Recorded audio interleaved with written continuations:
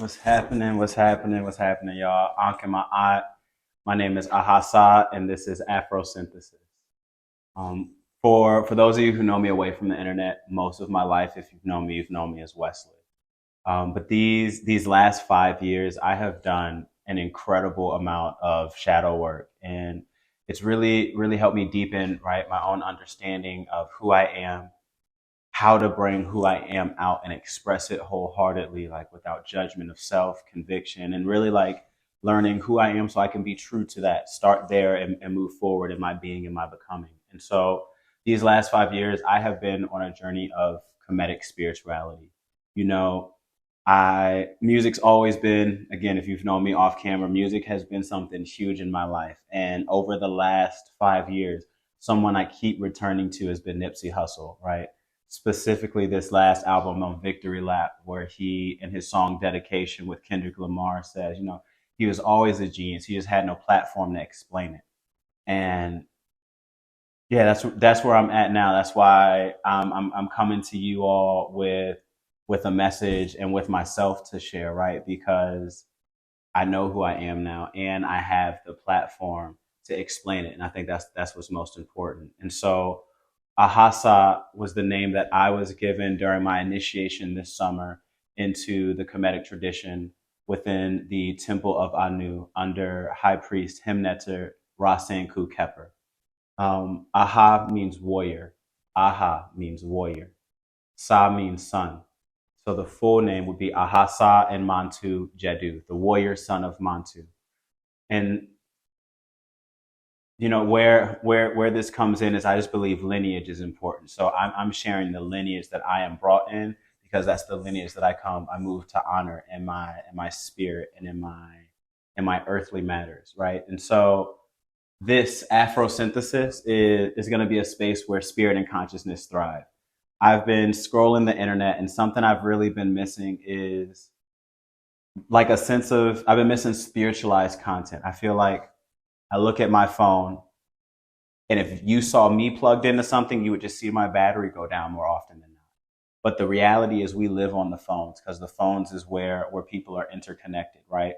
For those who don't know, the internet in itself literally stands for inter-network, right? And so the internet is a research project of the Department of Defense and DARPA, DARPA. You can check them out. And the Department of Defense and DARPA came together, created basically a networked computer system.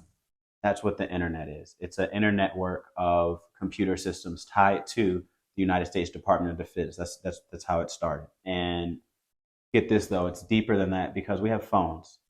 And so because we have phones, because we have watches that are taking, right, literally our temperature, so to speak, in a metaphysical sense. It's taking our temperature. It knows, the watch knows what time it is. But if you're scrolling on Facebook, scrolling on Twitter, TikTok, Instagram, it's also checking your cholesterol. It's checking your heartbeat. So it knows how you're moving, what you're doing.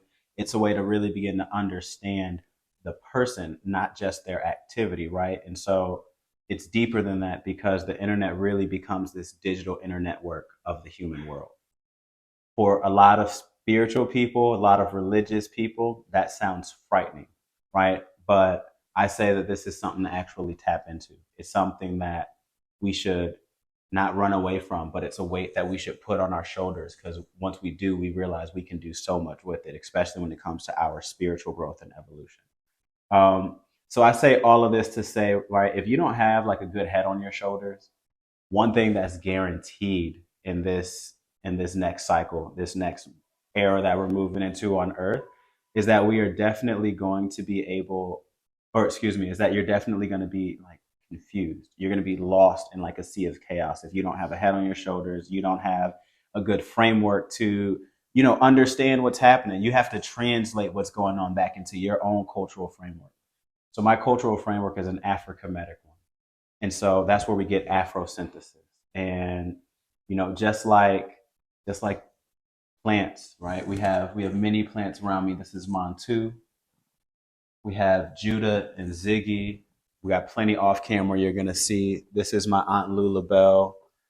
Over here we have Asa and Ivan. What I do here is my plants are infused with the spirit of familial ancestors, literally those in my family who have passed away, whose spirit I'm still working with or nursing, but also those African ancestors whose books I've read, whose works have really moved my soul, my spirit into a state of power, into a state of reflection, right? And so what I've done over the last 5 years is really like go into myself. And what I realized, right, is that my perspective, how I see the world, right, and what this platform, Afrosynthesis, is based in, is the reality that we are divine beings having a human experience with access to our divine power. And so, what that means is that our mission is, while on earth, like our planets, is literally to get to the root of things so that we can return to our source and move with a power and a magic that isn't imaginable if we stay in our earthly limitation and confines, right? And so nature tells us that there's nothing of waste around us. And so in that sense, everything is changing, shifting, and transforming at all times. And as divine beings having a human experience, it is living through those experiences that bring us and allow us to access our divine powers. Not having that conversation that you need to have with your loved one, not forgiving yourself for the thing that you need to forgive yourself for, not putting action behind the idea you've been sitting on and marinating with for years. Those are the things that can smother a spirit, that can, smother a heart. I'm from St. Louis, Missouri, and someone, very famous poet from down the street here in Missouri, not in St. Louis, but a little town called Joplin. His name is Langston Hughes. Langston Hughes has a famous poem where he asks, what happens if a dream's deferred? Towards the end, he says, does it sag like a heavy load? Maybe it explodes. It's called Harlem. Go check out the poem. It's a very, very, very beautiful poem. It's one that I've returned to time and time again in my life because, yeah, a dream deferred becomes an anxiety. It becomes a panic. It becomes too much to carry. It becomes something that tilts the scale. And, as our spirit, our heart, we need to be light as a feather, right? That feather in Kemet is Maat. And so today's program is just about that. It's about living in Maat. In Kemet, we say Ankh and Maat, right? Ankh and Maat. Maat represents truth, justice, order, balance, harmony, righteousness, and reciprocity. So those 7 translations really can be summed up when you say Ankh and Ma'at as live in Ma'at. Very different from, say, just the idea of like, oh, we're just supposed to live. No, we're supposed to live in harmony, right? That's direction. We're supposed to live in harmony with the universe. We're supposed to be in rhythm with things. If we're in reciprocity, that means as I give, you give. So we're in something that is self-sustaining, right? What that means and what the main lesson for today is, and kind of what to expect in such programs, is for me to translate something that's unuseful that's been planted within our soil and talk about the things we need to uproot. And so today that's going to be the survival mindset, right? This idea that, like, oh no, yeah, y'all have heard it, y'all have lived through it, y'all still battle with it, right? The survival mindset is antithetical. It is opposed to living. And this, I know it throws a lot of people off. Like, how can you even live if you're not first, surviving, right? They're like, oh, well, fight or flight. Well, it's like, hey, if I'm not here, I can't move on. But that's not really sitting with the reality of what our bodies are, what our minds are, what our spirits are. Our mind has the ability to set itself into a state of being, right? Think about water. If we're like water, doesn't have a shape. If I put water in a mug, it's the shape of the mug. But if I put water in that same water in a water bottle, it's going to take the shape of the water bottle. So water is naturally formless, and its essence can move and take shape of anything. Our mind has that same property. And so when we decide to be in a survival state of mind or mindset, as the words are describing, that is putting you in a sort of conditioning and framework, which means now you process through, right? If you're a PS4 and I put an Xbox game in you, that's not going to process properly, right? Even if you have all the necessary information, but you can't process it because it doesn't fit within your framework. The survival mindset does not allow for life to exist within it, is what I'm saying, right? Because the purpose of survival is not to live, it is just to remain undead. Undead means alive, right? Y'all know what I'm saying. Yeah, y'all know what I'm saying. It's not to live, it's to just remain alive. Um, yeah, I hear somebody, it's like, nah, you just playing with words. That's semantics. Think about it. Like when you're living in a survival mindset, you're constantly looking at your environment as threatening. So you're usually looking to defend or to accumulate in such a way where you don't have to defend because you have so much, right? But even those people who are fighting to accumulate, usually the super rich in this Eurocentric capitalist Western consciousness and philosophy that we currently is, currently confusing a lot of the universal energy is what I'll say. You realize that, yeah, it what's the word? It puts off this essence of paranoia. You're not living in harmony if everything around you is threatening you. You're not living in harmony if everything around you is, if you're insecure, right? When you are in a survival state of mind, you might be confident in your ability to survive, but you're living in a state of insecurity.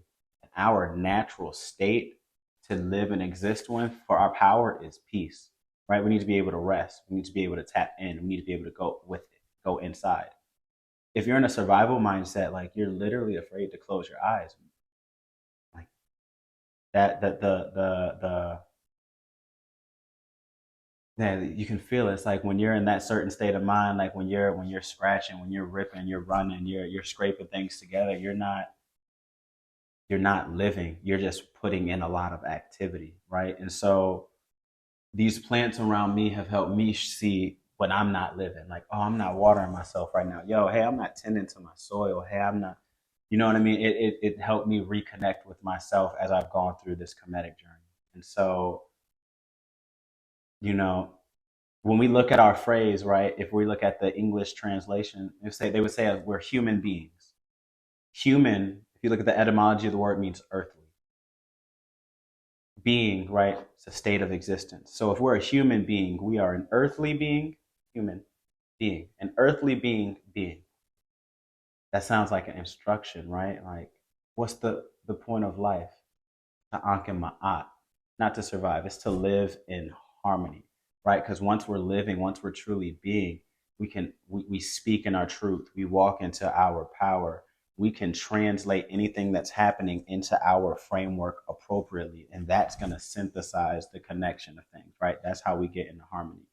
So if we're not handling our earthly duties with our divine powers, we're not handling our earthly duties well, right? Because it's in our name that we should be moving like the creator, regardless of religion, what religion, excuse me, what spiritual background you come from. Neter, or God, is creator. And if we are made in the image of God, or if we are made in the likeness of God, or if we are made from the happenings of God and are to be the steward of the continued happenings, right, of Neter, then we must be, as any source says, God-like, which means we must be creating. You're not creating when you're in a state of survival. You're in a state of maintaining that which you have, or trying to create something to ensure what you have stays maintained. But what you're not doing is creating for eternity.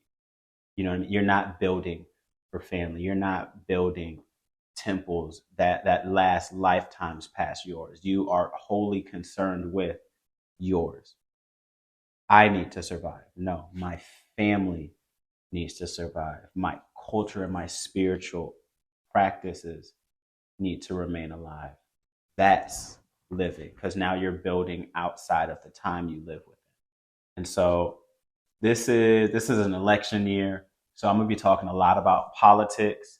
This is also, a lot happening in music. I love music. And so you'll be hearing me do translations of lyrics, and everything in the world is connected, right? So pop culture isn't something that can be avoided. And I'd actually challenge the spiritualists out here, like, hey, pop culture is actually something that we need to work with more often, because that's where our people's energy and attention is. And so if, Brother Kwame Ture told us that it is the job of the conscious to show the unconscious of their unconsciousness. And so for those who are on a shadow work journey, hold steady to it. This is the season to really let go of the things you need to let go of. If you have been, or if you're coming out of your shadow journey and you're back into the light now, welcome. You've been missed, and your work, we are all excited to see. And if you don't know where you're at in the journey, but you're just looking to see, you're looking to listen, you're looking to learn, we welcome you as well. Share, like, subscribe, comment.